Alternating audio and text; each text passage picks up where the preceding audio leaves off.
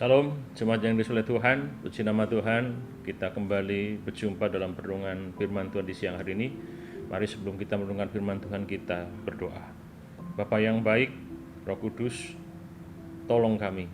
Kalau sebentar kami merenungkan firman-Mu, Engkau yang akan bimbing, Engkau yang akan pimpin. Baik hamba-Mu, juga setiap umat Tuhan yang akan ambil bagian dan merenungkan firman Tuhan di siang hari ini. Kami bersyukur, dalam nama Tuhan Yesus Kristus kami berdoa. Amin.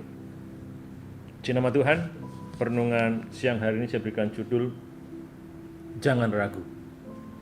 Saudara, ragu itu sinonim dari kata bimbang. Ragu dan bimbang itu sinonim atau padanan kata yang artinya tidak memiliki ketetapan hati, tidak tetap hati, atau sanksi, atau kurang percaya. Jadi seorang yang bimbang, seorang yang ragu adalah orang yang tidak memiliki ketetapan hati. Hatinya tidak tetap, artinya hatinya bisa berubah-ubah. Jadi orang yang ragu, orang yang bimbang, hatinya berubah-ubah, tidak tetap, atau sanksi, atau kurang percaya. Dan firman Tuhan jelas mengatakan bahwa kita sebagai orang percaya tidak boleh hidup di dalam keraguan-raguan. Kita tidak boleh hidup di dalam kebimbangan. Kenapa? Karena kita punya Tuhan yang pasti. Seharusnya kita tidak lagi hidup dalam keraguan-raguan dan kebimbangan. Alkitab sendiri mengatakan bahwa seorang yang bimbang atau seorang yang ragu dikatakan dia seperti ombak yang diombang-ambingkan oleh angin kian kemari. Dalam Yakobus pasal 1 ayat yang ke-6 dikatakan bahwa seorang yang bimbang sama dengan gelombang laut yang diombang-ambingkan kian kemari oleh angin. Dan jemaat yang dikasihi Tuhan, seorang yang bimbang tidak beri ketetapan hati, ya, berubah-ubah, sehingga digambarkan oleh Alkitab, oleh firman Tuhan, Rasul Yakobus menggambarkan bahwa orang yang bimbang itu seperti gelombang laut yang kita tahu bersama. Gelombang laut akan bergerak sesuai dengan angin yang meniup atau yang menggerakkannya.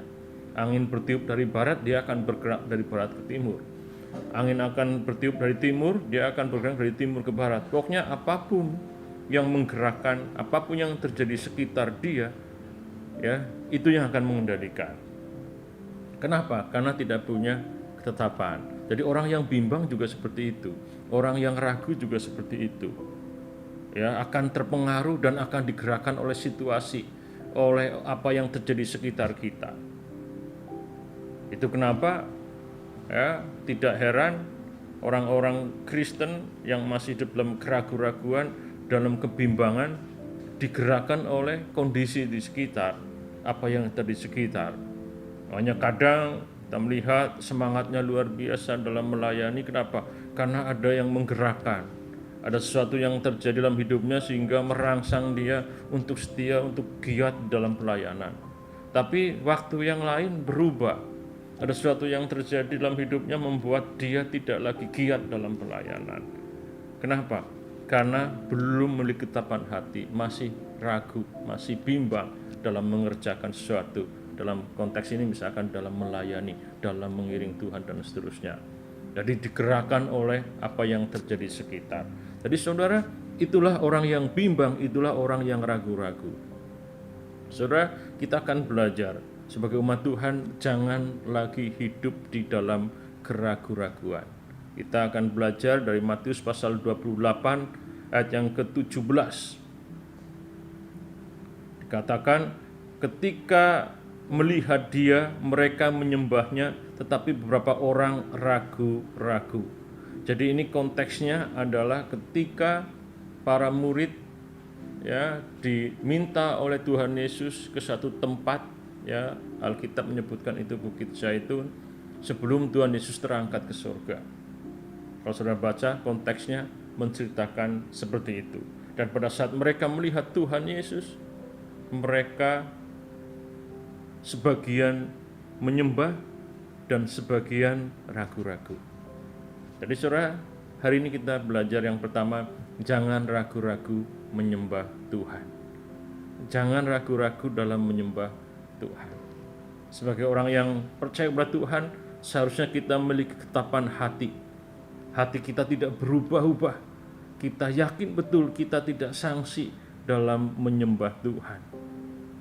Menyembah itu artinya tunduk dan juga hormat. Tunduk dan hormat. Jadi saudara, seharusnya kita tidak lagi ragu ketika kita mau tunduk dan hormat kepada Tuhan. Kenapa? Alasannya yang ke-18 dikatakan, Yesus mendekati mereka dan berkata, "Kepadaku telah diberikan segala kuasa di surga dan di bumi." Seharusnya kita tidak perlu ragu lagi untuk tunduk kepada kehendak Tuhan dan menghormati Tuhan. Kenapa? Karena Tuhan yang kita sembah itu adalah pribadi yang berkuasa di surga dan di bumi. Jadi saudara, jangan pernah ragu lagi dalam menyembah Tuhan. Menyembah dalam pengertian ketika kita mau tunduk pada kehendak Tuhan. Ketika kita mau menghormati Tuhan, kita menghargai Tuhan dalam hidup kita, kita tidak perlu ragu lagi. Ketika kita mau menundukkan hidup kita pada kehendak Tuhan, pada rencana Tuhan, seharusnya kita nggak perlu ragu lagi. Kenapa? Karena Tuhan yang kita layani, kita sembah, Tuhan yang berkuasa di surga dan di bumi. Jadi kenapa kita perlu ragu lagi? Kenapa kita masih ragu lagi dalam menyembah Tuhan?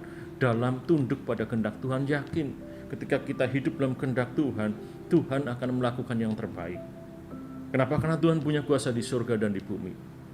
Ketika kita tunduk pada rencana Tuhan, yakin itu akan membawa kita pada hal yang baik. Kenapa? Karena Tuhan punya kuasa di surga dan di bumi. Tuhan mampu melakukan dan memberikan yang terbaik atas hidup kita. Jadi saudara, jangan pernah ragu. Yang pertama, jangan pernah ragu menyembah Tuhan. Kenapa? Karena Tuhan yang kita sembah, Dia pribadi yang berkuasa di surga dan di bumi. Tuhan memberkati kita semuanya. Kita berdoa.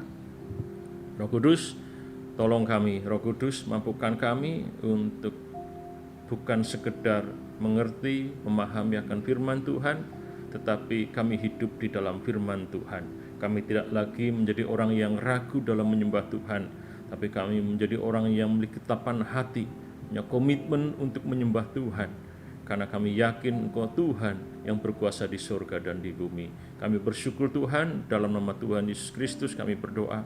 Amin.